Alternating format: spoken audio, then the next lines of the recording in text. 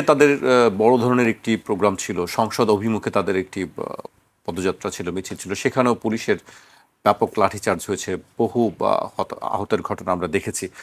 আহ, তো সরকারের পক্ষ থেকে আমরা যে বিষয়টি এখনো পর্যন্ত দেখছি বিভিন্ন গণমাধ্যমের খবরে, সরকার কিন্তু এখনো খুব শক্ত অবস্থানে আছেন। মানে এটার কারণ কি? মানে তাদেরকে হালকাভাবে নিচ্ছে না, যেটি আমরা দেখছি। আমি কিছু অগ্রগতি আমি উল্লেখ করতে চাই আলোচনা যাবার আগে। মোদী সরকার এই আন্দোলনকে হালকাভাবে না নিয়ে কঠোর অবস্থান নিয়েছে। সরকারের নির্দেশে ককরোচ জনতা পার্টির জনপ্রিয় সোশ্যাল মিডিয়া ও ইনস্টাগ্রাম অ্যাকাউন্টগুলো ব্লক প্ল্যাটফর্ম করার চেষ্টা করা হয়েছে। একে জাতীয় নিরাপত্তার জন্য হুমকি ও ভারতের সার্বভৌমত্বের বিরুদ্ধে চ্যালেঞ্জ হিসেবে দেখা হচ্ছে। সরাসরি সংলাপে বসতেও অস্বীকৃতি জানানো হয়েছে। প্রধানমন্ত্রী বা কেন্দ্রীয় সরকারের জ্যেষ্ঠ মন্ত্রীরা আন্দোলনকারীদের দাবি মেনে শিক্ষামন্ত্রী ধর্মেন্দ্র প্রধানের পদত্যাগের বিষয়ে কোনো সবুজ সংকেত দেননি। এমনকি শিক্ষামন্ত্রী আন্দোলনকারীদের উপর ক্ষোভ প্রকাশ করে তাদের সন্ত্রাসীদের বি টিম বলে উল্লেখ করেছেন।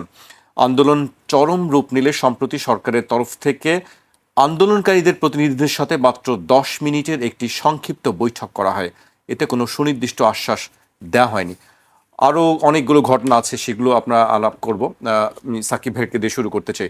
আপনার কাছে কি মনে হয়, আসলে সরকারের দিক থেকে কি দম্ভের কারণে কি এই বিষয়টিকে এটা যারা ন্যাশনাল এথনিক সুপ্রিমেসিটাই যাদের পলিটিক্স, অর্থাৎ যেই যেই দেশেই সে পলিটিক্সটা করে, রাজনীতি করে, সেই দেশের সংখ্যাগরিষ্ঠ যেই জাতি, সেই জাতিকে সে বলে শ্রেষ্ঠ জাতি, শ্রেষ্ঠত্ব, জাতিগত শ্রেষ্ঠত্ব, এটা হচ্ছে তার পলিটিক্স, রাজনীতি এইটা। এবং আর যারা মাইনরিটি থাকে তাদেরকে চরমভাবে ঘৃণা, অবহেলা, তাদের দিকে সমস্ত ঘৃণাটাকে মানে ধাবিত করা। এরকম ধরেন, আমি আপনাকে উদাহরণ দিতে পারি, আবারও আমি একই আসবে, সেটা মুসলিনেরও ছিল, সেটা হিটলারেরও ছিল, সেটা কিছুদিন আগে ওই যে ওরবান ছিল হাঙ্গেরিতে, তার ভিক্টর ওরবান, ওনার ছিল, সেটা আপনি স্পেনের ফ্র্যাঙ্কোতে পাবেন, সেটা আপনি এখন আমাদের বাংলাদেশে পেতেন হাসিনার সময়, সেটা আপনি পাবেন আমেরিকায় ডোনাল্ড ট্রাম্পের সময়, সেটাই আপনি পাবেন কিন্তু মোদির ইয়েতে, আপনার ইন্ডিয়াতে। এমনকি আমি আপনাকে আরও একটা উদাহরণ দিই, আমি যাচ্ছি কিন্তু একটা স্পেসিফিক দৃষ্টিকোণ থেকে। এই একই জিনিস কিন্তু আমাদের পাশে মিয়ানমারে বামার নেতৃত্ব, যেটা আসলে বামারদের, আপনি তো জানেন যে 60% ইয়ের পপুলেশন হচ্ছে বামার, এই জাতিটার যারা লিডার তারাই কিন্তু আর্মিটাকে কন্ট্রোল করে। তারা কিন্তু গুলি করতে কিন্তু কোনো তাদের ইয়ে হয় না, মানে পিছপা হয় না, গুলি করার ব্যাপারে তারাই খুবই সিদ্ধহস্ত, বাচ্চা কাচ্চা কাউকে না। সো আমি যেটা বলতে চাচ্ছি যে যারা সুপ্রিমেসিতে বিশ্বাস করে, তার জাতির, নিজস্ব জাতির, সে এই সুপ্রিমেসির বিরুদ্ধে কেউ দাঁড়ালেই তার ব্যাপারে সে অত্যন্ত কঠোর হয় এবং আপোষহীন হয়। এটা হচ্ছে গিয়ে রাজনৈতিক কারণ।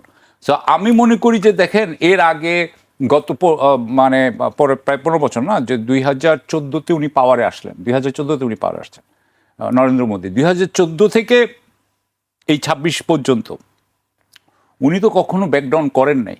আপনি জানেন যে এই এতগুলো বছরে উনি কিন্তু প্রেস কনফারেন্স দেন না, উনি কারো কিন্তু উনার যে, এবং উনি কিন্তু একমাত্র ন্যাশনালিস্ট হিসাবে, জাতীয়তাবাদী হিসাবে ভারতের নিজেকে প্রতিষ্ঠিত করছেন। সুতরাং উনি উনার বিরুদ্ধে তেমন কোনো রাজনৈতিক ইয়েও নাই, মানে আপনার অপোজিশনও নাই। কয়েকদিন আগে উনি বেঙ্গলও পেয়ে গেছেন, ইয়েও দাঁড়াতে পারছেন না। সুতরাং উনি হয়তো মনে করছেন যে উনাকে কেউ ফেলতে পারবে না। এবং এইখানে উনি হয়তো মনে করছেন যে উনার তো দেখানো দরকারই নেই, এবং না দেখালে উনার যারা আপনার পাওয়ার ব্লক, অর্থাৎ উনাকে যারা ভোট দেয়, যারা নিজেরাও হিন্দু শ্রেষ্ঠত্বে বিশ্বাস করে, সে বলবে যে হ্যাঁ, হিন্দু শ্রেষ্ঠত্বের বাহক আমাদের বীরত্ব দেখাচ্ছেন, এটাই তারা হয়তো পছন্দ করবে, সেই জন্যই হয়তো করছে। এখন আমি খালি বলতে চাই এখানে যে এটার মধ্যে আরও একটা জিনিস আছে, যে এটা বলেছিল কে, তেলাপোকা, এর কথাটা শুরু হয়েছিল কে থেকে। আমাদের দর্শক শ্রোতাদের জন্য এটাও একটু জানা দরকার। এটা কিন্তু বলেছিলেন চিফ জাস্টিস মিস্টার সূর্যকান্ত। তো সূর্যকান্ত যে উনি বলেছিলেন, তার মানে কি, যে যারা অ্যাক্টিভিজম করে তারা হচ্ছে সব তেলাপোকা, সরকারে যারা থাকবে তারাই হচ্ছে গিয়ে আসল, যারা জনগণের পক্ষে এরা করে তারা তেলাপোকা। সুতরাং আদানিদের যেমন একটা, আপনার অলিগার্কদের যেমন একটা শিবির তৈরি হয়েছে, বিজেপির যেমন একটা রাজনৈতিক শিবির তৈরি হয়েছে, আপনার সরকারের এবং আপনি এটা ওনাদের জাতীয়তাবাদী আপনি নানা ধরনের থিঙ্ক ট্যাঙ্কেও দেখতে পাবেন যে ওনাদের একটা সুবিধাপ্রাপ্ত একটা গ্রুপ তৈরি হয়েছে। তারাই কিন্তু এই সুবিধার বিরুদ্ধে যারা কথা বলতেছে, এই দেশের বিরুদ্ধে যে ইন্ডিয়া কাজ করছে না, যারাই বলছে তাদেরকেই তারা তেলাপোকা বলতে চাচ্ছে। আর এখন আমার মনে হয় যে গিভেন আমি যেটুকু বলবো যে এই 2014 থেকে উনি অনেক কথা বলেছিলেন, একটা কথা তো ঠিক মতো খাটে নাই। ওনাদের এতদিন পর্যন্ত যারা আজকে এই ককরোচটা করছে, যেমন ধরেন আমি অভিষেক দীপকে নিয়েই বলি যে who is the leader of cockroach জাতীয় পার্টি, সিজেপি। উনিও তো আমেরিকায় থাকেন বোধহয়, আমেরিকা বা কানাডায় কোথাও থাকেন। হ্যাঁ, আমি যেটা বলতে চাচ্ছি, দেখেন ওনাদের নিজস্ব দেশে এই শিক্ষার মান কমে যাচ্ছে, যেটা নিয়ে এটা শুরু হয়েছে। ওনাদের এখানে এমপ্লয়মেন্ট তৈরি হচ্ছে না, কর্মসংস্থান তৈরি হচ্ছে না। আমেরিকাতে ওনাদের কর্মসংস্থান নিয়েও এখন টান পড়েছে। আমেরিকাতেও ওনাদের আর পছন্দ হচ্ছে না, অস্ট্রেলিয়াতেও আর ওরা যেতে চাচ্ছে না। সো এর মধ্যে আপনার মোদির কিন্তু ইমেজটা ফল করে গেছে। ওদের যত এফডিআই ছিল, এফডিআই, হ্যাঁ, ডাইরেক্ট ফরেন ইনভেস্টমেন্ট, সেটা উইথড্র করে নিয়ে চলে যাচ্ছে, ওখান থেকে বের করে নিয়ে চলে যাচ্ছে। সো আমি মনে করি যে এখন ওদের এতটাই অবস্থা খারাপ এই সময় ধাক্কাটা আসাটাই স্বাভাবিক। তবে যখন অবস্থা খারাপ, গিভেন দেয়ার সিচুয়েশন, আপনার তো মনে আছে যে হিটলার কিন্তু নিজেকে আত্মহত্যা করছে, বাট হি ডিড নট তা আমি বলবো যে যারা খুব রাইট উইং হয় তারা কিন্তু আপনাকে শেষ পর্যন্ত তারা ফাইট করে যাবে, এবং যেহেতু এটা একটা দক্ষিণপন্থী, এরকমই হওয়ার কথা। জি, আমি আপনার কাছে আবারও আসবো, আমি এই পর্যায়ে শরীফ ভাইয়ের কাছে আসতে চাই। শরীফ ভাই, আপনার কাছে কি মনে হচ্ছে যে এই আন্দোলন, তাদের যে দাবিগুলো, সেই দাবিগুলো তো নিশ্চয়ই যৌক্তিক। এক হচ্ছে প্রশ্ন, সরকারি পরীক্ষার যেসব প্রশ্নপত্র সেগুলো ফাঁস হচ্ছে, শিক্ষা ব্যবস্থার সংস্কারের কথা বলা হচ্ছে, সেগুলো খুব বেশি আমরা দেখছি না। বেকারত্বের একটি প্রশ্ন আছে। এই জায়গাগুলোতে কি আপনার কি কাছে মনে হয় যে আসলে সরকার এই বিষয়গুলোকে এড়িয়ে গিয়ে খুব ভালো অবস্থানে, আমাদের যদি অভিজ্ঞতা আমরা দেখি, সেক্ষেত্রে আপনি কিভাবে দেখবেন আসলে? ধন্যবাদ আপনাকে, ধন্যবাদ সাথের আলোচক এবং দর্শক শ্রোতাদেরকে। কখনো কখনো বাজারে কতগুলো ট্রেন্ড বোঝা যায় যে আপনি এই পণ্যটি যদি বাজারে নিয়ে আসেন তাহলে ভালো বিক্রি হবে। আমি যদি আপনার এই প্রশ্নের উত্তরে বলি যে এই আন্দোলনের ভেতর থেকে ভারতের বিজেপি সরকার ক্ষমতাচ্যুত হবে, এমনকি ভারতের নিরাপত্তা, তার অখণ্ডতা, এটাও বিঘ্নিত হতে পারে, কেউ কেউ খুব খুশি হবে, কিন্তু রিয়েলিটিটা আসলে তা না। এটি আমাকে খুশি করবে, কিন্তু বাস্তবতা ভিন্ন। যথার্থ বলেছেন যে ভারতের তরুণদের মধ্যে এক ধরনের অনিশ্চয়তা তৈরি হচ্ছে এবং এর পেছনে একটা বড় কারণ হচ্ছে শিক্ষার মান। তারা প্রতিযোগিতাপূর্ণ জায়গাগুলোতে তারা পিছিয়ে যাচ্ছে, এটা যেমন সত্য। আবার খেয়াল করবেন, সারা পৃথিবীর যে কর্পোরেট হাউসগুলো আছে তার যারা প্রধান প্রায় সবাই কিন্তু ভারতীয় বংশোদ্ভূত, আবার তারা বাইরে পড়াশোনা করেছে। কিন্তু সাম্প্রতিক সময়ে তাদের বেকারত্বটা বাড়ছে, এবং এই বেকারত্ব দূর করার জন্য তারা যখন রাষ্ট্রের কাছে, তাদের সরকারের কাছে দাবিটা তোলে, তারা এমন কতগুলো বিকল্প প্রস্তাব দেয় যেগুলো তরুণদেরকে আরও বিক্ষুব্ধ করে। কলকাতায় মমতা ব্যানার্জির কাছে এসে যখন কাজের দাবি করেছে, তখন তিনি বলেছেন যে উদ্যোক্তা হও, রাস্তার পাশে চার দোকান নিয়ে বসে যাও। এটি নিয়ে প্রচুর ট্রল হয়েছিল। এই তরুণদের মধ্যে যে অস্থিরতা কাজ করছে, তাদের একটা বড় কারণ হলো যে পরীক্ষার শিক্ষার মানটা নিচের দিকে নেমে যাচ্ছে, এবং তরুণরা সেটিকে উপলব্ধি করছে। তবে ভারতের আন্দোলন এটি কিন্তু প্রথম না। আপনি প্রায় দেখবেন ভারতের সব থেকে শক্তিশালী হলো কৃষক আন্দোলন। প্রায় দেখবেন যে এখন এই মুহূর্তে চলছে, বিভিন্ন জায়গা থেকে পদযাত্রা করে দিল্লি, এবং 2 বছর আগে যে ধরনের পরিস্থিতি এবং দীর্ঘদিন তারা অবরোধ করে তাদের দাবি মানতে বাধ্য করেছিল, সেখানকার নর্মদা রক্ষার আন্দোলন আপনার নিশ্চয়ই মনে থাকার কথা। মেধা পাটেকারের নেতৃত্বে একটা বড় আন্দোলন, সেখানে দুর্নীতির বিরুদ্ধে একটা বড় আন্দোলন হয়েছিল আন্না হাজারের নেতৃত্বে। অর্থাৎ বিভিন্ন শ্রেণী, পেশা, ইস্যু, এই আন্দোলনগুলো তাদের নিয়মিত চলে। এবার তরুণরা রাস্তা নেমেছে, এবং এই তরুণদের আন্দোলনের ফলাফলটা কি হবে, এই ফলাফলটা হয়তো একটা পর্যায়ে গিয়ে সরকারকে একটা নেগোসিয়েশনে আসতে হবে, তাদেরকে তাদের সাথে আলোচনায় বসতে হবে বা একটা সমাধান করতে হবে। কিন্তু তারা যদি সেটি না করে তাহলে এই আন্দোলনটা কোন দিকে যাবে? সে কি আগ্রাসী হবে? এখন পর্যন্ত রাজনৈতিক দলগুলো তাদের প্রতিক্রিয়াগুলো, আপনি ওই নতুন যে পার্টিটা দিল্লি কেন্দ্রিক, তাদের একটা সাপোর্ট আছে এবং অনেকে মনে করে যে এরা এই আন্দোলনটাকে সমর্থন করছে। আবার কংগ্রেসের রাহুল গান্ধীর যে বক্তব্য যদি দেখেন, তিনি অনেকটা ব্যালেন্স করছেন। কারণ আমাদের এখানে অনেকগুলো কথা আমরা যেভাবে বলতে পারি, আপনি ইউরোপের সোসাইটিতে, অন্যান্য সোসাইটিতে একেবারে লাগামহীনভাবে কথা বলতে পারেন না।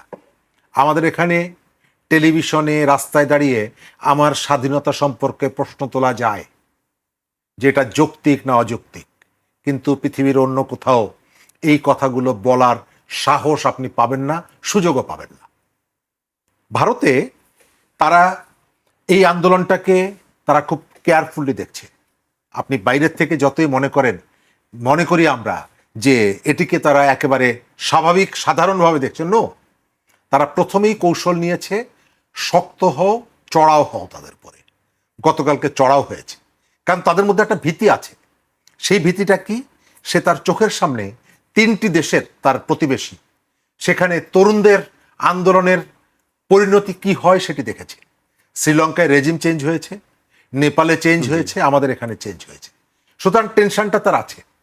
আবার তার আরেকটা প্রতিবেশী আছে পাকিস্তান, যে এই জায়গাগুলোতে হয়তো কিছু ফুয়েল সাপ্লাইটা যদি দেয় তাহলে এই আগুনটা ছড়িয়ে যেতে পারে। সুতরাং তার টেনশনটা আছে, সে ভেতরে ভেতরে তার উৎকণ্ঠা আছে। তা না হলে এই ধরনের একেবারে একটা নিরীহ আন্দোলন, আমাদের এখানে কয়েকদিন আগে একজন মন্ত্রী তরুণদেরকে ফার্মের মুরগি বললেন, আর সেখানে বিচারপতি তাদেরকে তেলাপোকা বলেছেন।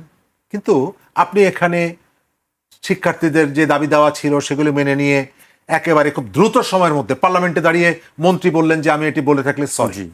কিন্তু তারা বলছে না কেন? তারা বলছে না এই কারণে, তারা একটা ভয় তাদের মধ্যে আছে। সেটা হলো যে এই জেনারেশনকে যদি আমি এই মুহূর্তে, তারা বুঝে ফেলে যে আমি ভয় পেয়েছি, আমি যদি তাদের কথাটা মেনে নেই তাহলে এই ধরনের প্রবণতাগুলো বাড়বে। আপনি খেয়াল করবেন যে সারা ভারতব্যাপী বিজেপির যে হিন্দুত্ববাদ, এটা প্রবলভাবে ছড়িয়ে পড়ছে সব জায়গায়। মাত্র 25 বছর সময় দিয়ে একটা পশ্চিমবঙ্গ সে দখলে নিয়ে গেছে, দীর্ঘ সময় তো লাগেনি।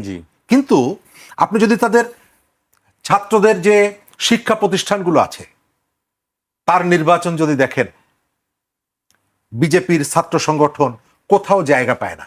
এখনো এই যে জওহরলাল জেএনইউ যেটা বিশ্ববিদ্যালয়, দিল্লি বিশ্ববিদ্যালয়, সেখানকার যে বড় প্রতিষ্ঠানগুলো আছে, প্রতিষ্ঠানগুলোতে বিজেপির যে ছাত্র সংগঠন তারা সেখানে ছাত্রদের মধ্যে সেভাবে প্রভাব বিস্তার করতে পারছে না। নির্বাচন হলে, ফেয়ার নির্বাচন হলে তারা হেরে যাচ্ছে। জেএনইউ থেকে ম্যাক্সিমাম নির্বাচনই দেখবেন লেফট ওরিয়েন্টেড যারা, তারা পাশ করছে। তার অর্থ হলো তরুণদের মধ্যে এই যে উগ্রপন্থী ধর্মীয় কালচার বা ধর্মীয় রাজনীতি, তার বিপক্ষে তাদের একটা পজিশন আছে। সুতরাং সেই তরুণরা যেখান থেকে শুরু করেছে, এটাকে আমি শিক্ষা সংস্কার আন্দোলন বলবো।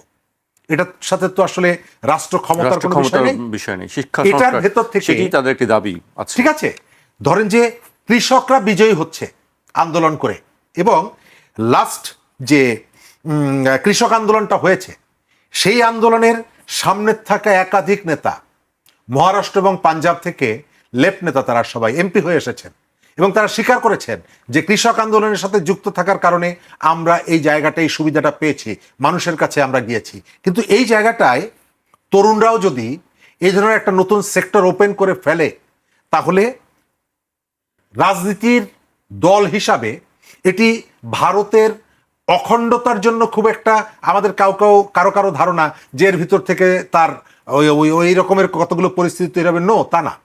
কারণ তাদের একটা কনফেডারেশন, অনেকগুলি রাজ্য একটা জায়গায় স্পার্ক করলে সব জায়গায় সমান স্পার্ক করবে না, এটি রিয়েলিটি।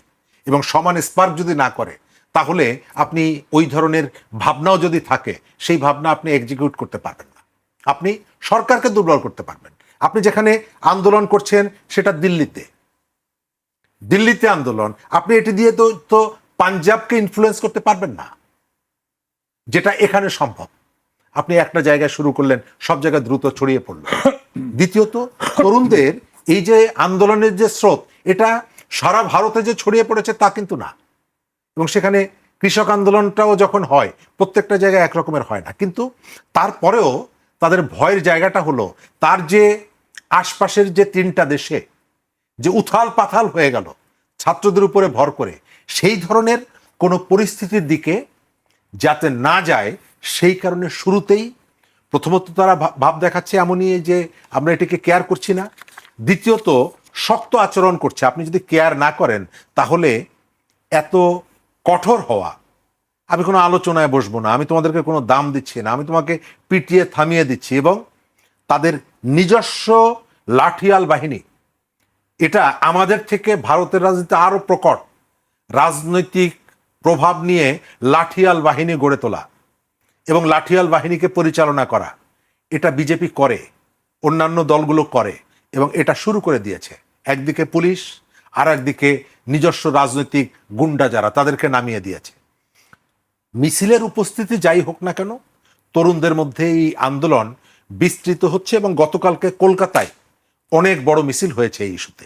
সুতরাং এটাকে তারা যতই শাসকদের পক্ষ থেকে, মোদী সরকারের পক্ষ থেকে এটা গুরুত্বহীন মনে করলেও, ভেতরে ভেতরে তারা এর উত্তাপটা অনুভব করছে। জি, আমি আপনার কাছে আবার আসবো। আমি সাকিব ভাইয়ের কাছে আসতে চাই। সাকিব ভাই, সোনাম ওয়াংচুক তিনি অনশন করছিলেন 3 সপ্তাহ ধরে, আমরা জানি, কিন্তু তাকে পুলিশ জোর করে ধরে নিয়ে গিয়ে হসপিটালে ভর্তি করে দিয়েছে, এবং তারপর মূলত আরও বেশি বিক্ষুব্ধ হয়ে উঠেছে যারা আন্দোলন করছেন।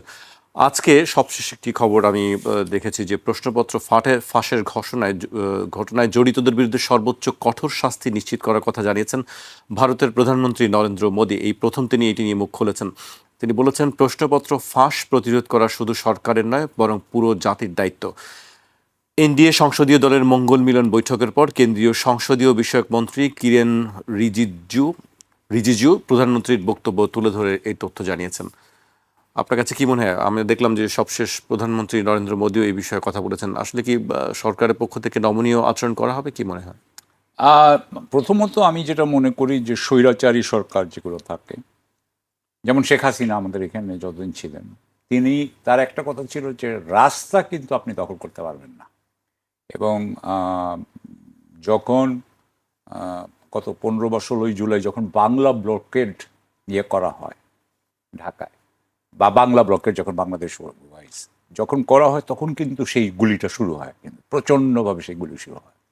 অর্থাৎ রাস্তা আপনি দখল করতে পারবেন। আপনি একটা এলাকা দখল করে আছেন, জান্তার মান্তার। ভাই যেমন বললেন আন্না হাজারের কথা, আপনি বলেছেন আন্না হাজারের কথা, আন্না হাজারেও কিন্তু এরকম একটা জায়গাতেই বোধহয়, এটা বোধহয় যন্তর মন্তর ছিল না, দিল্লিতেই আর একটা কোন একটা জায়গায় একটা মাঠে ওনারা বসেছিলেন অনেকদিন ধরে। এটা হয়। এর আগে ওই ভাই যে বলছিলেন আপনার, এই যে বারবারই আমরা দেখি যে কৃষকরা যেমন রাস্তার পাশে বসে থাকে, তো সেটা অ্যালাউ করা হয়। কিন্তু যখনই আপনি রাস্তা দিয়ে যাচ্ছেন, রাস্তাটা, এবং এটা তো আপনি সংসদে যাচ্ছিলেন, সুতরাং ইট ওয়াজ এ চ্যালেঞ্জ। হ্যাঁ, এটা কিন্তু এক ধরনের আপনার দিচ্ছে যে আপনি ক্ষমতা রাখতে পারবেন কিনা।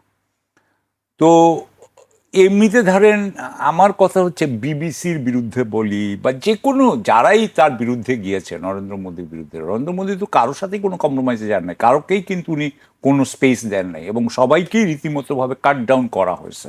এমনকি রাহুলের ব্যাপারেও এটা প্রযোজ্য। আরেকটা জিনিস আমি আপনাকে বলবো যে এখানে একটা আমেরিকা কানেকশন থাকতে পারে আন্দোলনের সঙ্গে। হ্যাঁ, অবশ্যই। কেন আপনার কাছে এটা মনে হচ্ছে? ইন্ডিয়ানরা তো সারাক্ষণ বলেছে যে ঢাকাতে যেটা হয়েছে সেটার মধ্যে আমেরিকানরা পয়সা দিয়েছিল, বলেনি যে বাংলাদেশে? তো আমি গতকালকে একটা পড়লাম আপনার, যে আমেরিকা নাকি কালার রেভলিউশনে ব্রহ্মচালানি, তাদের সবচেয়ে বড় জাতীয় নিরাপত্তা বিশ্লেষক, রাইট উইং বা ন্যাশনালিস্ট, যিনি বললেন যে আমেরিকা ককরোচদের সহায়তা করছে আমেরিকা। কেন আসতেছি আমি ওখানে, বলছেন যে আমেরিকা হিন্দু ন্যাশনালিজমের পক্ষে থাকবে না, এমনকি ওয়েস্টার্ন ওয়ার্ল্ডও হিন্দু ন্যাশনালিজমকে তারা অ্যালাউ করবে না। এটা উনার কথা, আমি বলছি না, এটা উনার কথা। উনি বলছেন যে আমেরিকার বোধহয় সহকারী প্রতিরক্ষা সচিব মাইকেল ল্যান্ডাও উনি বলেছেন যে আমরা চায়নার ব্যাপারে ভুল করেছিলাম, চায়নাকে আমরা সব দিয়ে দিয়েছি, চায়না উঠে গিয়ে এখন আমাদেরকে চ্যালেঞ্জ করছে, আমরা ইন্ডিয়াকে কখনো এত কিছু দিব না। তারপরে আপনার ইন্ডিয়ার সাথে তাদের জেনারেল ইলেকট্রিকের একটা আপনার ওই হয়েছিল ইঞ্জিন দেওয়ার, সেই ইঞ্জিন তারা দিচ্ছে না, হ্যাঁ পড়ে আছে, ওর তেজাসের প্লেন ফ্রেমগুলো পড়ে আছে। সুতরাং তারা মনে করছে যে আমেরিকা তাদের সাথে রীতিমতো ভাবে অত্যন্ত খারাপ ব্যবহার করছে এবং বরং পাকিস্তানের সাথে তারা ক্লোজ। ওইখানে ব্রহ্মচালানি বলছেন যে আমেরিকা তো এই কালার রেভলিউশন করায়, যে কালার রেভলিউশন ইউক্রেন থেকে যেটা শুরু হয়েছে, এবং ওরা বলছিল যে আমাদের এখানেও এটা হয়েছে। আমার কথা হচ্ছে যে অভিষেক দ্বীপকে তো আমেরিকার থেকে আসছেন, সো এবং এর আগে সোনাম ওয়াংচুক তো লাদাখেও আপনার করেছেন। সোনাম ওয়াংচুক একজন অত্যন্ত ইন্টারন্যাশনালি রেপিউটেড ম্যান। সোনাম ওয়াংচুকের পক্ষে ইন্টারন্যাশনাল আপনার আন্তর্জাতিক শিবির বা আন্তর্জাতিক ডেভোস ক্রাউড বা যাই বলেন আপনি, তাদের যদি একটা আপনার পরোক্ষ অনুমোদন না থাকে বা পরোক্ষ এক ধরনের সমর্থন না থাকে, তাহলে তো এইভাবে না হলে তো মেরেই ফেলতো।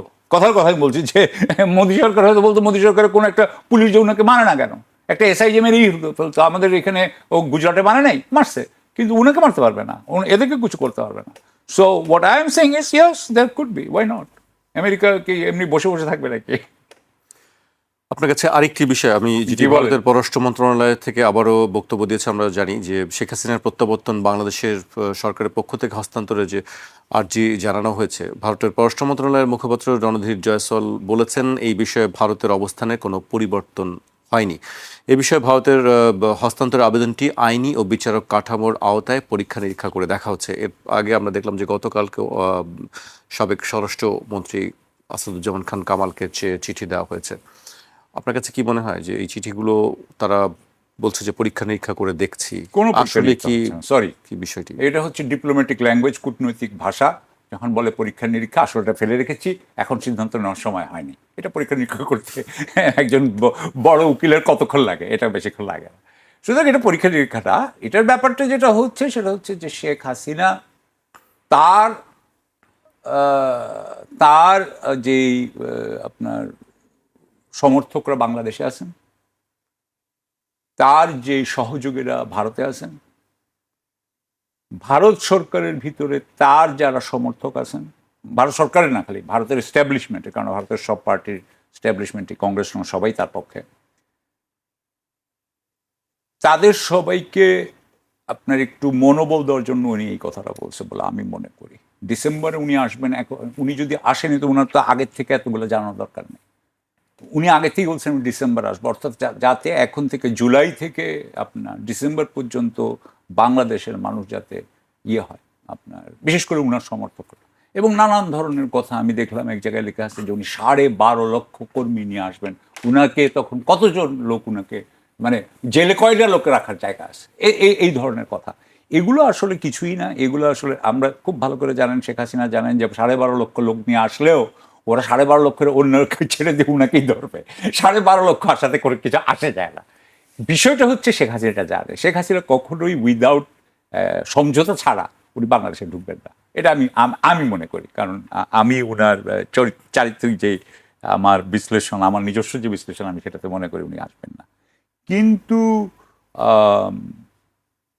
ওই যে বললাম যে এই রাজনৈতিক এই যে সমস্ত মানুষ আছে তারা কিন্তু অনেকটা হয়ে যাচ্ছে, আপনার হতাশ হয়ে যাচ্ছে।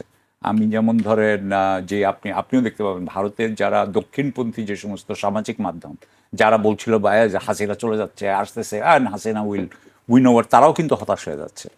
এই হতাশা থেকে ওনাদেরকে বাঁচানোর জন্য 6 মাসের একটা সময়ের বলে আমি মনে করছি। এবং সেখানে পররাষ্ট্র মন্ত্রণালয় কী করবে? পররাষ্ট্র মন্ত্রণালয় বলবে যে আমাদের কোনো নাই। এখন এমনকি ওরা এটাও বলছে না, দেখেন ওরা যদি এটাও বলতো যে, যদিও আমার মনে হয় মৃত্যুদণ্ড আছে বোধ হয় ভারতে তো মৃত্যুদণ্ড আছে। জি। সুতরাং যার দেশে মৃত্যুদণ্ড আছে সে সাধারণত অন্য দেশে মৃত্যুদণ্ডের কথা বলতে পারে। যদি এটাও বলতো যে আচ্ছা শেখ হাসিনার মৃত্যুদণ্ডটা উঠায় দেন, আমরা আপনাকে পাঠাই দেবো বা ওনার একটা কাজ করে দেন, কিছুই বলছে না। দ্যাট মিনস যে এটা আসলে একটা টাইম কনজিউমিং ব্যাপার, এটা আসলে একটা ডিস্ট্র্যাক্ট করা হয়েছে, আওয়ামী লীগের লোকদেরকে মনোবল দেওয়ার জন্য এটা করা হয়েছে। বাট আমি সরি, এটা হবে না। জি, শরীফ ভাই, আপনার কাছে কি মনে হয় এই বিষয়টি?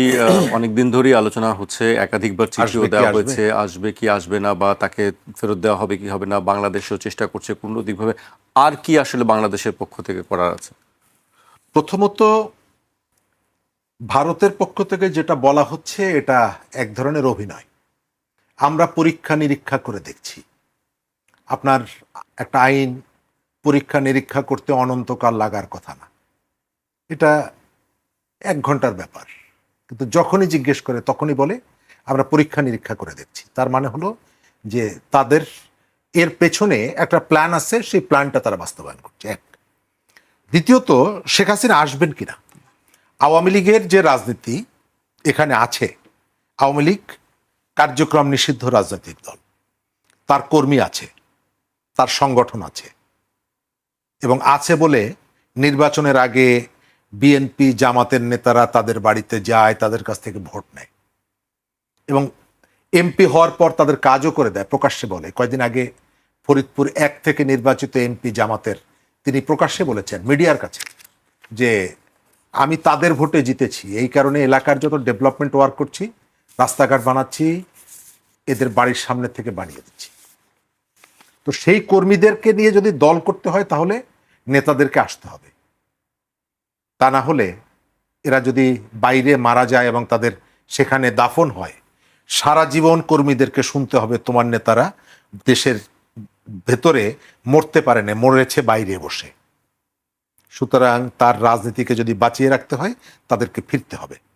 এখন যারা এখানে আছেন দায়িত্বে, তারা ফিরতে চান কি চান না, তারা আসুক এটা চান কি চান না। আমার কখনো কখনো মনে হয় তারা চান না যে এরা দেশে আসুক। একজন ফাঁসির আসামি, তাকে দেশে পেলে পুলিশের তার নিয়ন্ত্রণের মধ্যে আসলে স্বাভাবিকভাবেই তো তাকে গ্রেপ্তার করা হবে, তাকে তো জেলে যেতে হবে, এটা স্বাভাবিক। আপনি বলছেন খবরদার আসলে কিন্তু তোমাকে ধরবো, তো এটা তো বলার প্রয়োজন নেই। তার মানে হলো আপনি কি মনে করিয়ে দিচ্ছেন যে তোমার আসার দরকার নেই, তুমি দূরে দূরে থাকো। একজন খুনি, একজন দণ্ডপ্রাপ্ত, তাকে তো আপনি 5 স্টার হোটেলে রাখবেন, সে নিজেও আশা করে না, আর সে দাবিও করে নাই যে আমি আসলে কিন্তু আমাকে 5 স্টার রাখতে হবে ভাই, বললাম কিন্তু এবার কিন্তু আমার ভালো খাওয়াইতে হবে, তা তো আর বলে নাই। আমি এসে আত্মসমর্পণ করব। আপনি আত্মসমর্পণ করতে না দেন, কোর্টে তো যেতে দিবেন। আপনি যখন বলেন যে আসলেই কিন্তু খবর আছে তোমার, তার মানে হচ্ছে আমরা অনেক সময় বলতাম না ছোট ছেলেদের, আমাদের ছোট ভাইটাই যাদেরকে, হ্যাঁ তুমি কিন্তু কালকে একটা গ্লাস ভেঙেছো, তুমি বাড়িতে আসলে তোমার খবর আছে, তার মানে হচ্ছে তুমি একটু রাস্তায় রাস্তায় ঘুরে বেড়াও। তো এই ধরনের একটা প্রবণতা আমি দেখতে পাচ্ছি। আপনি যদি আমাকে জিজ্ঞেস করেন যে আমি কি চাই, যারা শেখ হাসিনার 15 বছরে ভিকটিম হয়েছে, গুম হয়েছে, খুন হয়েছে, লুটপাটের কারণে নিঃস্ব হয়েছে, শেয়ার মার্কেট সহ বিভিন্ন জায়গায়, তাদের কাছে জিজ্ঞেস করেন, তারা প্রত্যেকে চায় যে অপরাধী যারা তাদের বিচার হোক। তকির বাবা অথবা সাগররুনির ছেলে, সে কখনো চায় না যে তকি হত্যার সাথে আজমের ওসমান সহ যাদের নাম আছে তারা লাস ভেগাসে ঘুরে বেড়াক, এটি দেখতে চায় না। সে চায় আসুক, এসে আদালতের মুখোমুখি হোক। কিন্তু জুলাই সহ এই ঘটনায় যারা বেনিফিশিয়ারি, যারা সুবিধা পেয়েছে, স্পেস পেয়েছে, কিছুই হওয়ার সুযোগ ছিল না, জুলাই সুযোগটা করে দিয়েছে, তারা চায় বাবা তোমরা একটু দূরে দূরে থাকো, এবং সেই কারণে বলে যে আমরা কিন্তু গিয়ে অমুক জায়গায় দল বেঁধে দাঁড়িয়ে থাকবো, দেখি তোমার কত সাহস, তুমি আসতে পারো। তার মানে হচ্ছে যে তোমরা দূরে থাকো। আমার যেটা ওপিনিয়ন সেটা হলো যে অপরাধ করেছে আওয়ামী লীগ, আওয়ামী লীগ তো অপরাধ করেছে, তার হাতে তো রক্তের দাগ আছে, তার কাঁধে তো লাশের বোঝা আছে, সুতরাং সে কেন সেগুলোকে ফেস করবে না? আমি কেন তাকে বছরের পর বছর সে দিল্লিতে বিলাসবহুল হোটেলে থাকবে, সে মুম্বাইতে বিলাসবহুল বাড়িতে বসবাস করবে, আর আমরা এখানে নিজেরা ওই শোক নিয়ে স্বজনের কবরের সামনে প্রতি বছর একবার গিয়ে কান্নাকাটি করব? কেন? তারা আসুক, এসে ফেস করুক এই ঘটনাগুলো। আমাদের মধ্যে এটা নিয়ে 2 ধরনের মত আছে, মুখে এক কথা, অন্তরে আর এক কথা। এবং আপনি দেখছেন সেই প্রচেষ্টাগুলো চলছে। একটু দূরে যাই, মানে আমেরিকার দিকে একটু যাই। জোহরান মামদানি তিনি বলেছেন যে নেতানিয়াহু আসলে তাকে গ্রেফতার করা হবে, এবং ডোনাল্ড ট্রাম্প বলেছেন না, এইদিকে যেও না, এরকম করো না। আপনার কাছে কি মনে হয়, নেতানিয়াহুকে গেলে কি গ্রেফতার করা হবে? অবশ্যই করা হবে। নিউ ইয়র্ক সিটির মধ্যে ঢুকলে উনি তো অর্ডার দিবেনই, জোহরান মামদানিকে এটা ছাড়বে নাকি? কারণ নেতানিয়াহুকে হয়তো খুব বেশিক্ষণের জন্য রাখতেও পারবেন না। হ্যাঁ, আর এইসব ব্যাপারে সাধারণত যেটা হয়, ফেডারেল গভর্নমেন্টের একটা ন্যাশনাল সিকিউরিটি একটা এক্সেপশন থাকতে পারে, সে হয়তো বলতে পারে। আমার কথা হচ্ছে যে জোহরান মামদানি হচ্ছে আমার মতে আমেরিকার সবচাইতে এখন আর কি সবচাইতে প্রতিভাবান রাজনীতিবিদ। উনি এই রাজনীতিতে উনার যারা সাপোর্টার, উনার যারা সমর্থক, তারা সব নেতানিয়াহুর বিপক্ষে। সুতরাং নেতানিয়াহুকে একবার যদি উনি ধরতে পারেন, তাহলে মানে আগামী 10 বছর 15 বছর উনাকে কেউ হারাইতে পারবে না নিউ ইয়র্কের মেয়র হিসাবে। তো উনি এটা করবেন না কেন? উনি ডেফিনেটলি করবেন। অথবা উনি করলে উনি অনেকগুলো পুলিশ পাঠাই দিবেন, উনি একটা ব্যবস্থা করবেনই। আর হ্যাঁ, ট্রাম্প বলেন বা অলিগার্ক যারা আছে, বড় বড় বিলিয়নিয়ার যারা আছে, বিশাল বিলিয়নিয়ার, সেক্ষেত্রে ট্রাম্পের কথা কি তারা কি শুনবেন? কি মনে হয়, ট্রাম্পের কথা কি তারা কি শুনবেন? কারা? জোহরান মামদানি অবশ্যই শুনবে না। কেন শুনবে? কারণ জোরান বলবে পারলে তুমি করো গা, তুমি আমাকে ঠেকাও। ও তো এইটাকে চাইবে, কারণ ট্রাম্পকে সে যদি এক ধরনের কথার কথা একটা বিব্রতকর অবস্থায় ফেলতে পারে, এবং সে যদি সত্যি সত্যি নেতানিয়াহুকে ঢুকাইতে পারে, তাহলে তো সে বাম যে পক্ষ, মানে আমেরিকার ডেমোক্রেটিক যে পার্ট, তাদের সে হিরো হয়ে যাবে। সুতরাং সে অবশ্যই করবে এটা, কেন করবে না? সে করবে, কারণ এটা তার পলিটিক্যাল ইন্টারেস্ট। জোহরানের পলিটিক্যাল। এবং আরেকটা কথা হচ্ছে যে জোহরান কয়েকদিন আগে, এটা বোধ হয় আমি আপনাকে বলতেছি 2 সপ্তাহ আগের কথা, 2 সপ্তাহ আগে কিন্তু তার সমস্ত এই যে মেম্বাররা, তার ডিএস এর মেম্বাররা অনেকেই কিন্তু জিতে গেছে। এই যে 2 সপ্তাহ না, আরো কয়েকদিন আগে, বোধহয় 1 মাসের কথা বলছি। তার 3টা কংগ্রেসম্যান হবে এখন তার পক্ষের লোক, যারা এই কংগ্রেসে যাচ্ছে আপনার নেক্সট জানুয়ারিতে। হ্যাঁ, কারণ এরা আপনার নভেম্বরে জিতে যাবে, কারণ ডেমোক্রেটিক পার্টিতে যে নমিনেশন পায় সেই কিন্তু নিউ ইয়র্কে জিতে যায়। তো তারা 3জনই ডেমোক্রেটিক পার্টির নমিনেশন পেয়ে গেছে, এবং তারা তাদের আগের যারা ইনকামবেন্ট ছিল, মানে যারা আগে, তাদেরকে হারিয়েছে। সো আমি যেটা বলতে চাচ্ছি, জোহরান এখন অত্যন্ত ভালো অবস্থায় আছে। আমি আপনাকে আরো কিছু বলতে পারতাম। মেইনের ব্যাপারে একটা মজার গল্প আছে, যে মেইনে ব্রায়ান প্ল্যাটনার বলে এক ভদ্রলোক ছিলেন, যিনি আগে মেরিন ছিলেন। তার আবার এখানে নাৎসি আপনার ট্যাবু আছে। সে এখন পুরোপুরি ইসরায়েলের এগেনস্টে কথা বলে, সে লেফটিস্ট কথা বলে, অর্থাৎ সে জনগণের পক্ষে কথা বলে, এবং সে ট্রাম্পের বিরুদ্ধে কথা বলে। বলাতে সে কিন্তু সবচাইতে আপনার জনপ্রিয় হয়ে গেছিল। এই নভেম্বরের ইলেকশন এর আগে ইসরায়েলি লবি তার এগেনস্টে অনেক চেষ্টা করছে, এমনকি মেইনের গভর্নরকে তার এগেনস্টে দাঁড় করাইছে। দাঁড় করানোর পরেও কিন্তু ওই ভদ্রমহিলা সাম মিলার, ওই ভদ্রমহিলা পারে নাই, সেজন্য ভদ্রমহিলা চলে গেছে, মানে যে আমি আর এই দলীয় নমিনেশন চাই না। প্ল্যাটনার ওয়াজ গোয়িং আপ, খুবই ভালো অবস্থায় ছিল। হঠাৎ করে তার আগের যে গার্লফ্রেন্ড, সে বলছে যে সে আমার উপরে অনেকবার আক্রমণ করছে বা অ্যাসল্ট, এই জন্য তাকে ছাড়তে হয়েছে। যেই সে ছাড়ছে, আরেকজন লোক থেকে উঠে আসছে। আবার আপনি যেটা মেইনের, সেই লোকটাও এরকম প্ল্যাটনারের মতো, সেও অ্যান্টি ইসরায়েল, সেও প্রো এবং সে এখন উপরে উঠে আসতেছে। মানে আমি যেটা বলতে চাচ্ছি যে আমেরিকাতে কিছু মেইনে হওয়া মানে এটা অত্যন্ত ব্যাপার, খুবই আশ্চর্যজনক ব্যাপার, যে এক ধরনের সরকার বিরোধিতার থেকে এবং জনগণের কিন্তু এক ধরনের বিদ্রোহ করার যে আসতেছে, আপনার একটা রাজনীতি, এটা কিন্তু খুব জোরালো হয়ে যাচ্ছে। আপনার কাছে কি মনে হয়, সামনে যে নির্বাচন আসছে আমেরিকাতে, আমরা জানি যে সেখানে কি ডেমোক্রেট না বা ডেমোক্রেটরা কংগ্রেস জিতবে, হাউস জিতবে, আপনার লোয়ার হাউসটা জিতবে, আপার হাউস হয়তো জিতবে না, কিন্তু তাদের কমে যাবে। এখন তো বোধহয় 4টা বেশি আছে রিপাবলিকান সিনেটর, তখন হয়তো একজন বেশি থাকবে। কিন্তু আমার মনে হয়, কারণ ডেমোক্রেটিক পার্টিরও প্রবলেম আছে, তো ডেমোক্রেটিক পার্টি তো প্রো ইসরায়েল, ডেমোক্রেটিক পার্টি তো যেটা ওবামার পার্টি বলেন, বা আপনি হিলারির পার্টি বলেন, বা আপনি ন্যান্সি পেলোসির পার্টি বলেন, বা এখন হাকিম জেফরিস, তারা তো সব হচ্ছে আপনার এপেকের লোক ছিল। তারা যেহেতু এপিকের লোক, সেই জন্য ডেমোক্রেটিক পার্টির যারা ভোটার, তারাও এদেরকে ভোট দিতে খুব ইয়ে হয়, মানে মানে পছন্দ করে না। এখন যেটা হচ্ছে যে এই যে কামালা হ্যারিস বা আপনার ন্যান্সি পেলোসি, এরা এখন যে জোহরানের সাথে একত্র হয়েছে এবং তারা বলছে ইয়েস ইয়েস উই আন্ডারস্ট্যান্ড, আমাদের এখন ইসরায়েলের বিরুদ্ধে কথা বলতে হবে, না বললে আমরা কিন্তু হারবো। সুতরাং এখন ডেমোক্রেটিক পার্টি কতটুকু তার জনগণের সাইডে আসতে পারে এইটা নির্ভর করে। আরো একটা কথা বলে শেষ করতে, আমি মনে করি ডেমোক্রেটিক পার্টি জিতবে। এখানে একটা কথা বলে আমি শেষ করতে চাই, সেটা হচ্ছে এখন থেকে নভেম্বরের মধ্যে যে কোনো সময় কিন্তু স্টক মার্কেট ক্র্যাশ করতে পারে। Any time stock market is right for a crash. বিশেষ করে আপনার এআই নিয়ে, এআই বাবল ভেঙে যেতে পারে। KM3 নিয়ে একটা ঘটনা ঘটতেছে। সুতরাং এটা যদি হয় তাহলে তো আরো, এর মধ্যেও তো অনেক কিছু হচ্ছে, ইরান ওয়ারের ব্যাপার আছে, সবকিছু মিলিয়ে ইয়াস ডেমোক্রেটিক পার্টি জিতবে। তবে দুইটাই জিতবে কিনা, অর্থাৎ সিনেটও পাবে কিনা, সিনেট পাওয়ার সম্ভাবনা কম, কংগ্রেস পেয়ে যাবে। ওয়ারের ব্যাপারে কি মনে হয় আপনার? ওয়ার, ইরান ওয়ারের ব্যাপারে তো আমি যেটুকু দেখি যে ওয়ারের ব্যাপারে এখন অবস্থা আরো খারাপ। আমেরিকার অবস্থা এখন আরো খারাপ। কারণ হলো 28শে ফেব্রুয়ারি যখন শুরু করছিল তখন তাদের কাছে যত স্ট্র্যাটেজিক রিজার্ভে তেল ছিল এখন আর সেটা নাই। আপনার মনে আছে যে যখন ও MOU সাইন করছিল তখন বলছিল যে আমাদের আর 1 মাসের তেল ছিল, এই জন্য আমি সাইন করছিলাম। এখন ওদের কয় মাসের তেল আছে? সুতরাং ইরানের একটাই কথা, ইরানকে যেটা করতে হবে সে হরমুজ আটকায় রাখবে। আপনি জানেন গতকালকে থেকে হুতিরা মানে আনসারুল্লাহ তারা বোধহয় বাব আল মানদেবেও তারা আটকানোর চেষ্টা করছে। সুতরাং দুটো যদি আপনি আটকে দেখ, কতদিন তারা এইভাবে কি নভেম্বরে উনি ইলেকশনে যাবেন? আমি আমি আমি মনে করি এটা যাওয়া সম্ভব না। অর্থাৎ যেটা বোঝা যাচ্ছে আমেরিকার, যে আমেরিকার সামনে কোনো সমাধান নাই এবং এটার কোনো সামরিক সমাধান নাই, এটা নাই।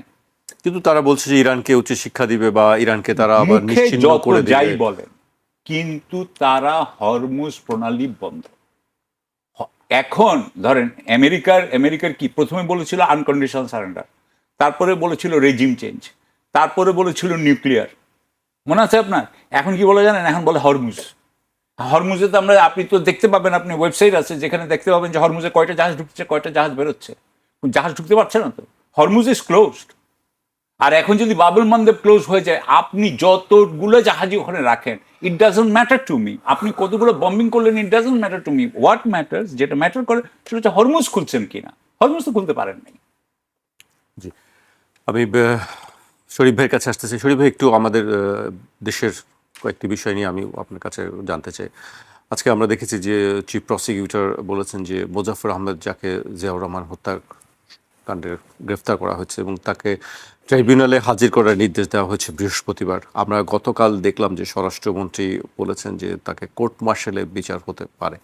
আপনার কাছে কি মনে হয়, ট্রাইব্যুনাল আবার কোর্ট মার্শাল বিষয়টাকে একটু ব্যাখ্যা করবেন? ধন্যবাদ। প্রথমত আমি এটি অবজার্ভ করছি কয়েকদিন ধরে, এই সম্পর্কে তথ্য যেগুলো আসছে তার মধ্যে কিছু বিভ্রান্তিকর তথ্য আছে, আবার তথ্যের ঘাটতিও আছে। আপনি তাকে মানবতা বিরোধী অপরাধে বিচার করবেন কিভাবে? যে হত্যাকাণ্ডটি ঘটেছিল 82 সালের 30শে মে,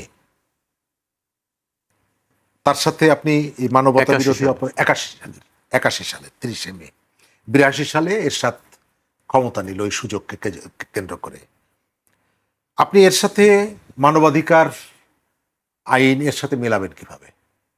জিয়াউর রহমানকে হত্যা করেছিল সেনা বাহিনীর একটি অংশ, তারপরে দুটো মামলা এবং একটা মামলার বিচার হয়েছিল, সেটা হলো যে সেনাবাহিনীর চেইন অফ কমান্ড ব্রেক করার জন্য কয়েকজন সেনা কর্মকর্তার ফাঁসি হয়েছিল, আর অন্যান্য আরও কয়েকজনকে লঘুদণ্ড, অন্যান্য কারাদণ্ড দেওয়া হয়েছে। সবাই ধরা পড়েনি, কেউ কেউ পালিয়েছিল, তার মধ্যে মোজাফফর একজন।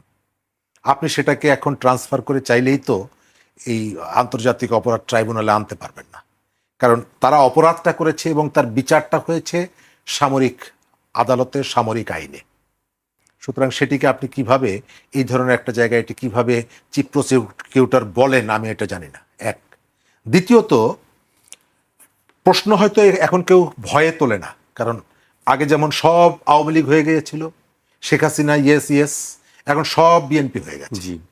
কেউ প্রশ্ন তোলে না যে আপনি যে এত কথাগুলো বলছেন, যে জিয়াউর রহমান আমাদের দেশের একজন সাবেক প্রেসিডেন্ট, তার আরও অনেকগুলো ডেজিগনেশন ছিল, আমরা সবাই জানি, অনেকগুলো দায়িত্ব ছিল।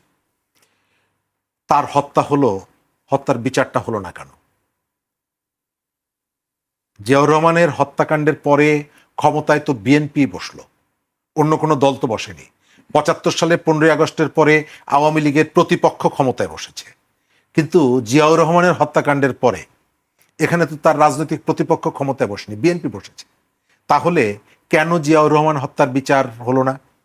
যে দুটো মামলা হয়েছিল, বললাম যে একটা হলো ওই যে সামরিক ট্রাইব্যুনালে বিচার হয়েছে, আর একটা জিয়াউর রহমান হত্যাকাণ্ড নিয়ে মামলা হয়েছিল। এবং বিএনপি যখন শেষ টার্মের ক্ষমতায় 2001-এ আসার পর পুলিশ তার ফাইনাল রিপোর্ট দিয়েছিল। ফাইনাল রিপোর্ট মানে কি? যেটাকে আর টেনে নেওয়া যাবে না, এটাকে আর অগ্রসর করা যাচ্ছে না, এখানেই ক্লোজ করো, শেষ করে দাও। সেই মামলা ফাইনাল রিপোর্ট নিয়ে তো কেউ আপত্তি করেনি। আলতাফ হোসেন চৌধুরী তখন স্বরাষ্ট্রমন্ত্রী, বিএনপির পক্ষ থেকে কোনো আপত্তি আসেনি। এক। দ্বিতীয়ত হচ্ছে, হত্যাকাণ্ডের পরে যে ধরনের একটা রাজনৈতিক দলের প্রধান তিনি, তার সহকর্মীরা ছিল, তার একটা পাশের রুমে চট্টগ্রাম সার্কিট হাউসে তার দলের মহাসচিব ছিলেন, আরও অনেক সিনিয়র নেতারা ছিলেন। কিন্তু এই যে ঘাতকরা কেবল এসে একজন মানুষের বুকে অসংখ্য বুলেট চার্জ করলো, বাকি কোনো দরজায় টোকা দিল না, আঘাত করলো না, কারো ঘুম ভাঙলো না। রাজনৈতিক দল হিসাবে যে কোনো দল, পৃথিবীর যে কোনো রাজনৈতিক দল এর অনুসন্ধান করার চেষ্টা করত, এখানে কোনো অনুসন্ধান হয়নি।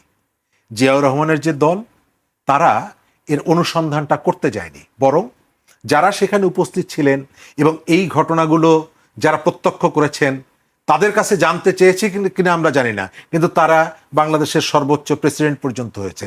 বদরুদ্দোজা চৌধুরী সাহেব প্রেসিডেন্ট হয়েছিল না? আমি রিয়েল উদার রাজনৈতিক দল বলতে বিএনপিকে আসলে উদার রাজনৈতিক দল বলি। এই ঘটনা অন্য কোনো রাজনৈতিক দলের ক্ষেত্রে যদি ঘটতো, তিনি শুধুমাত্র দেশের প্রেসিডেন্ট না, তিনি দলটির প্রধান ছিলেন, আপনি অনুসন্ধান করবেন না যে এই ঘটনার সাথে আমার কার কার সংযোগটা আছে? আজকে আমরা বলছি যে খুনিরা ভারতে আশ্রয় নিয়েছিল, তো এই অনুসন্ধানগুলো তো হয়নি।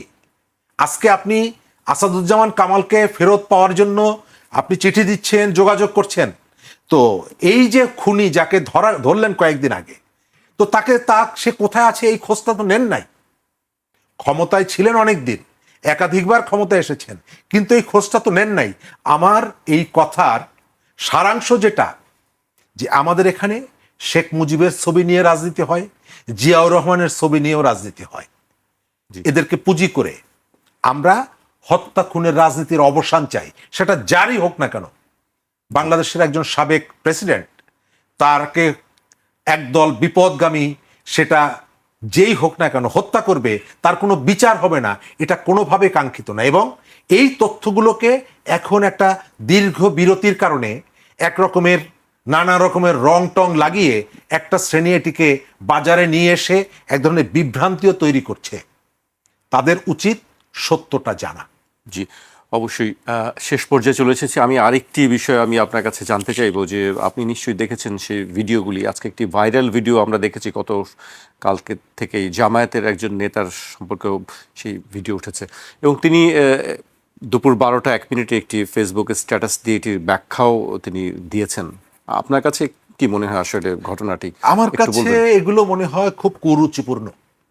আপনি একটা ধর্মীয় রাজনৈতিক দল, কয়েকদিন পর পর আপনার একজন নেতা, এবং ছোট থেকে আস্তে আস্তে বড়, যার বিরুদ্ধে অভিযোগটা উঠেছে, প্রথম দিকে বলেছেন এআই দিয়ে তৈরি করা, তার নিজের জেলার নেতারা বলেছে এটি এক ধরনের ষড়যন্ত্র, তার কিছুক্ষণ পরে আপনি বলছেন যে আমি পারিবারিকভাবে বিয়ে করেছি, এবং এর কিছুক্ষণ পর আবার দেখা যাচ্ছে যে যার কথা বলছেন আপনি 4 মাস আগে নির্বাচন করলেন, হলফনামায় তার স্ত্রী হিসাবে তার নাম লেখেননি, এখন এসে বলছেন নাম লিখেছি, তিনি আমার বউ। তার একটু পরে দেখা যাচ্ছে মাত্র 15 বছর বয়সের একজন কিশোরী, আপনি এমপি মানুষ, তাকে এই রকমের একজন মুরব্বী মানুষ কিভাবে তাকে এই বাল্যবিবাহের ঘটনা ঘটান? অর্থাৎ একটা ভুল যদি আপনি করেন, অপরাধ যদি করেন, এটিকে ঢাকার জন্য আপনাকে অসংখ্য মিথ্যা কথা বলতে হয়। এই যে পুরনো যে তথ্য বক্তব্যটা, কথাটা, এটি প্রমাণিত হচ্ছে। আমরা এই ধরনের রাজনীতি, এই ধরনের আচরণ, ধর্মের আবরণে এই যে মানে কি বলে বদমাইশিগুলো, এগুলো বন্ধ করার জন্য তাদেরকে অনুরোধ করব। এবং যিনি জাতীয় সংসদের একজন সদস্য, তার যে কাজ এটি জাতীয় সংসদের একজন এমপির সঙ্গে যায় না।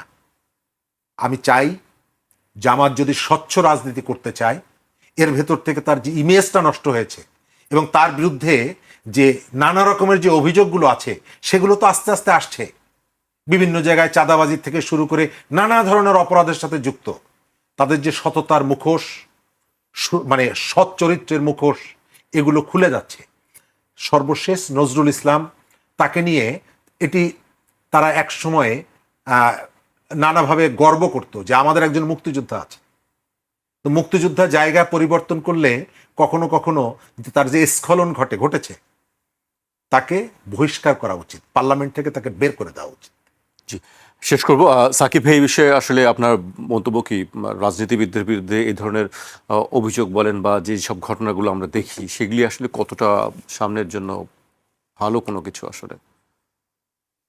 আসলে তো আমি মনে করি যে আমাদের পুরো পৃথিবীটাই এখন মেটেরিয়ালিস্ট ইয়ার মধ্যে পড়ে গেছে। স্পিরিচুয়ালিটি তো কিছু নাই, আমাদের যে মরালিটি ছিল সেই মরালিটিটাও নাই। আপনি এখন এই যে ইরান আর যুদ্ধ নিয়ে আমরা একটু আগে কথা বলছিলাম, ওটাকে তো বলা হয় আমেরিকা চালায় হচ্ছে এপস্টিন ক্লাস। এপস্টিন কে কি করেছে আপনি কিছুটা জানেন। সুতরাং আপনি যদি বলছেন যে ধর্মীয় ব্যক্তিদেরকে এরকম মহিলাদের সাথে দেখা গেছে, তো যারা ধর্মীয় ব্যক্তি না তারা কি তার মানে করতে পারে? তারাও তো করতে পারে না, কেউই করতে পারে না, তাই না? অবশ্যই এটা কেউই করতে পারা উচিত না। তবে আমার মনে হয় যে আমি আমার দেশের বলতে পারি, আপনার আইন প্রণেতা বা সর্বোচ্চ জায়গায় যারা থাকেন তাদের তো একটি আদর্শ নির্ধারণ করার যায় বিষয় আছে। আপনার কি মনে আছে যে গত বেনাজির আহমেদ আর আমাদের দেশের চলচ্চিত্র অভিনেত্রীদের মধ্যে কি হইতো? সেটি আমরা নাম না বলতে পারি যে তাদের সঙ্গে আছে। হ্যাঁ, আছে তো, ছিলেন তো, উনি এখন আর নাই দেশে, কিন্তু উনি তো এখন ইয়েতে, মানে আমি যেটা বলতে চাচ্ছি যে এটা এখন মানে পুরো বাংলাদেশে ছড়িয়ে গেছে, পৃথিবীতে সব জায়গায় ছড়িয়ে গেছে। সেখানে মেয়েদেরকে অবজেক্টিফিকেশন করা হচ্ছে, সেক্সুয়ালাইজেশন তো আছে, অবজেক্টিফিকেশন করা হচ্ছে, এমনকি পুরুষদেরও অবজেক্টিফিকেশন করা হচ্ছে। সো আমরা অ্যাকচুয়ালি স্পিরিচুয়ালি মরালি আমরা একদম লোয়েস্ট অবস্থায় পড়ে আছি এখন। এই অবস্থায় আমি আশা করব যে যারা আমাদের লিডার্স, তারা কিন্তু কোনো অভিনয় করবেন না। তারা আসলে অভিনয় না করে তারা তাদের যারা এগুলো করছে তাদের বিরুদ্ধে ওনার স্টেপ নেক, ওনার পদক্ষেপ নেক। কেউ যদি কোনো একটা আন্ডার এজ মেয়ের সাথে বসে থাকে, তাহলে আন্ডার এজ মেয়েটার কি কোনো ব্যাপারে পুলিশ ইনভেস্টিগেট করবে না? মানে এটা খালি আমি কোনো দলের ব্যাপারে বলছি না, এভরিবডি ইউ শুড। সো আমার কাছে মনে হয় এটা খুবই খারাপ অবস্থা, এবং আমি যেহেতু একজন স্পিরিচুয়াল পয়েন্ট অফ ভিউ থেকে বলতেছি যে এটা আমাদের জন্য ভালো হবে না। আর আরো অনেক কিছু আছে যেগুলো আমরা বলি না, পরে আবার বলা যাবে। কোনো অবস্থাতেই ভালো না, এটি স্পিরিচুয়াল হোক আর যে কোনো ক্ষেত্রেই হোক, এটি খুব ভালো উদাহরণ তৈরি করে না নিশ্চয়ই। আজকে আমাকে এখানে শেষ করতে হচ্ছে। আপনাদের দুজনকে অনেক ধন্যবাদ আমাদেরকে সময় দেওয়ার জন্য।